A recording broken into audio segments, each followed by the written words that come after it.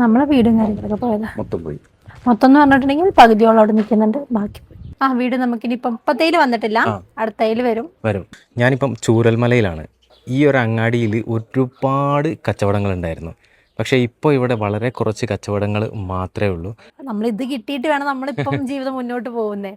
നമുക്ക് സ്റ്റാർട്ടിങ് 50 തൊട്ടിട്ട് 150 വരെയാണ് അച്ചാറിൻ്റെ റേറ്റ് വരുന്നത്.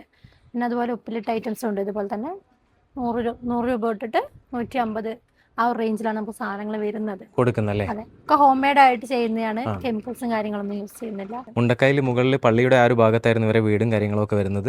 ഇപ്പം താഴെ ഭാഗത്ത് വാടകയ്ക്ക് താമസിക്കുകയാണ്. എന്തായാലും ഇവിടെ വരുന്ന എല്ലാ ആളുകളും ഇവരുടെ അടുത്ത് വരിക, എന്തെങ്കിലുമൊക്കെ ജസ്റ്റ് വാങ്ങിയിട്ട് വരുന്നവര് എന്തെങ്കിലും ഒരു സാധനം എടുത്താൽ മതി. അത് നമുക്കൊരു സന്തോഷമാണ്. അതെ, നമുക്കിപ്പോൾ ആ ഒരു കിട്ടുന്നതായിരിക്കും നമ്മുടെ അന്നത്തെ ഒരു ഇതൊക്കെ പോവുക. കാരണം അതാണല്ലോ ഇപ്പോൾ വരുമാനം നമുക്കുള്ളത്.